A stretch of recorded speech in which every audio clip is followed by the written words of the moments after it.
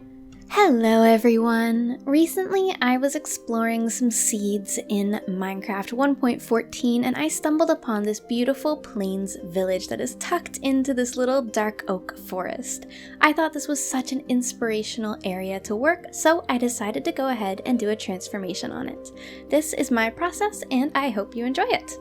Let's start over here with this small house. I wanted to turn this into a larger house because in this area we've got quite a lot of those little kind of 3x3 houses and they don't have much interior space with it only being 3x3, so I thought I would give it a thicker foundation and a much higher roof so that there's more interior space to work with and it makes it a little bit more fancy since this house had so much room.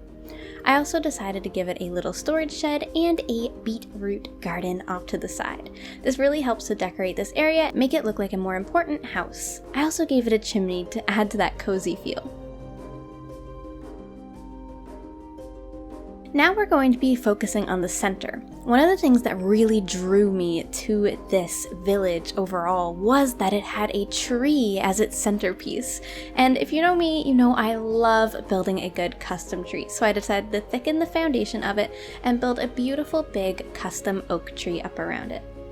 I think this accents the center so much better. Honestly, even a default vanilla big oak tree would have been better than that tinier one.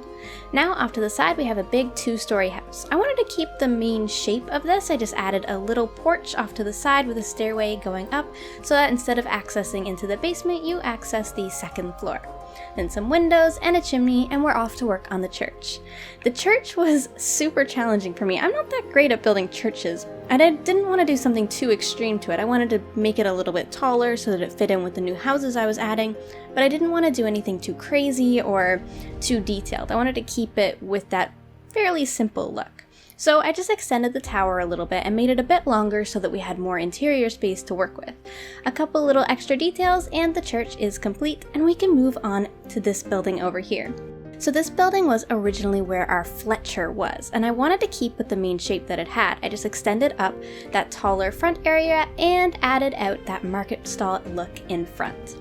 With these two houses that were in front of the church, they were kind of taking up a lot of space and not doing much, being tiny houses. So I transformed one of them into a well, which I think suits well since it's near the center.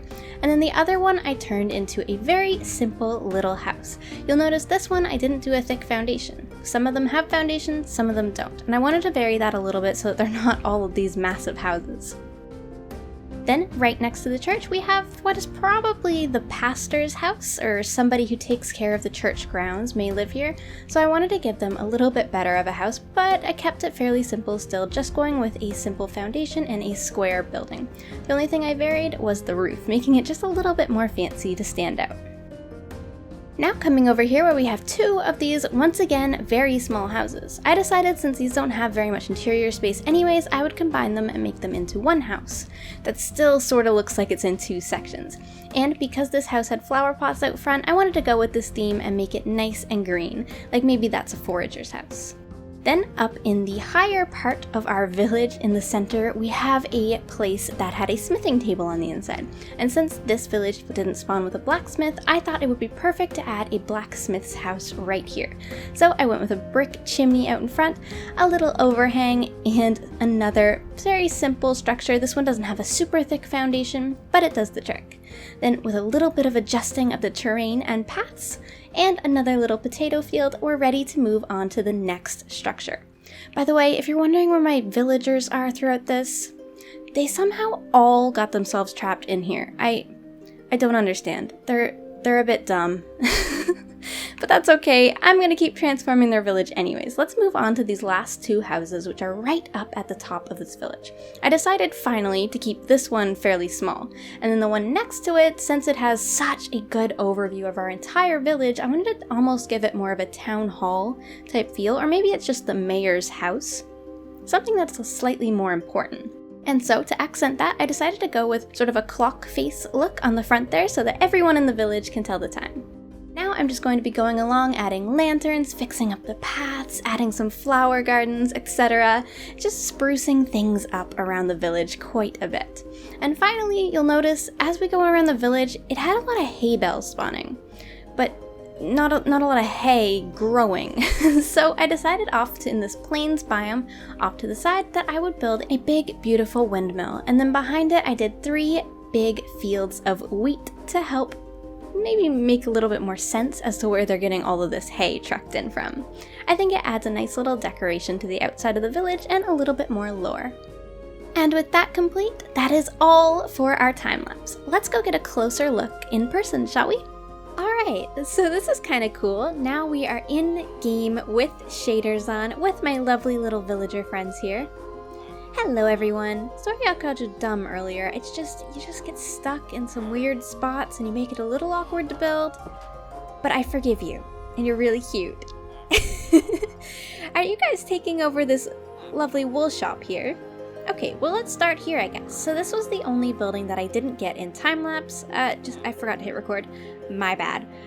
But if we come in here, we've just got a simple little area with some looms set up and a divide right here so that you can sleep a little bit more separated from where you can work.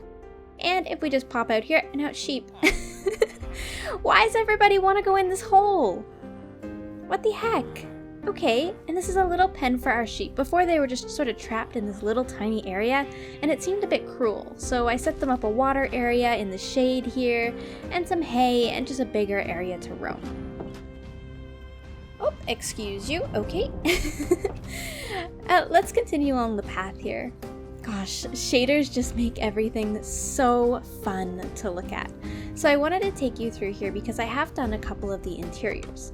For example, this one here with a small chimney going up through the center and a little campfire inside with a place to do some cooking and a smoker and a yummy cake to eat.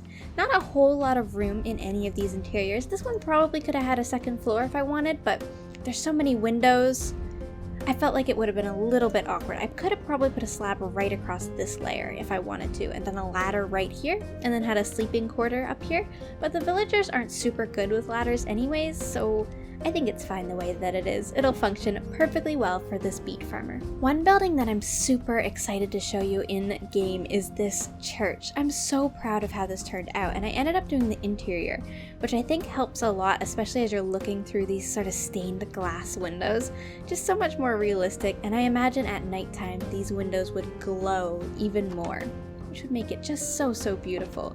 So let's come on inside. We're in this big entrance area at first. Got a little storage area, some flower pots, and a brewing stand.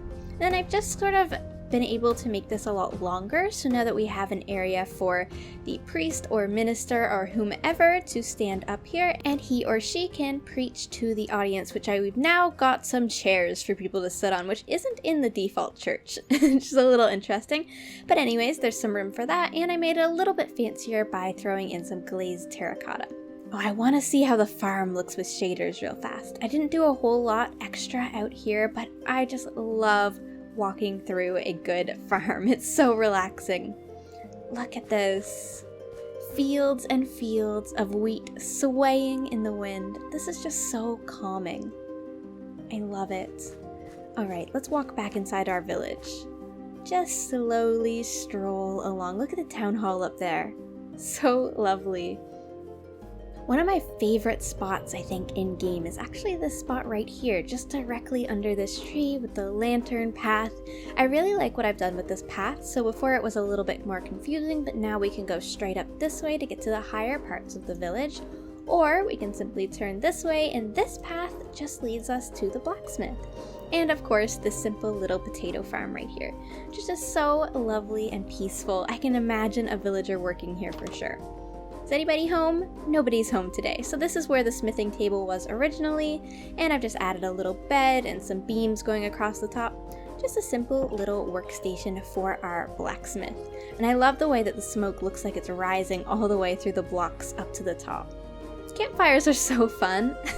Let's head back down now. I want to show you this house down here. I really enjoyed making this one. I like the way that it sits on the foundation because this was originally 2 houses. And I've gone ahead and added lots of flowers around this one, which I think definitely helps it out quite a lot. Hello, sheep. So if we enter in through here, I've just got a simple little work area in here. I wanted to add a cartography table, a little furnace, and then we can come up here. We've got these lovely 2 little beds. We've got very, very high ceilings in here. Once again, I could have done a second floor in here, but villagers are simple creatures, so I decided against it in the end.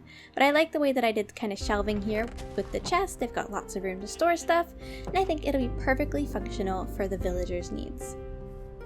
Oh, I almost forgot. Let's head over here by this Fletcher's house. I love the way that this one turned out, especially since I kept that original vanilla sort of balcony area that it had here. I'm not sure exactly what to call that, but it had sort of a wall entrance area right here, and I've kind of just added a little bit more variation and shape to that, but still kept it. And then we can enter in through here, and we've still got our lovely fletching tables right here with some arrows and a bow, and then a little target. And then of course, this is more of a workspace, but we can head up the stairs right here, and now we've got a lovely place for our Fletcher to eat some of his dinner, or maybe sleep in their beds, depending on who lives here.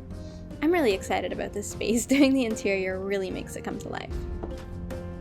Alright everyone, I think with all of that said, that's about all that I have to show you today for my village.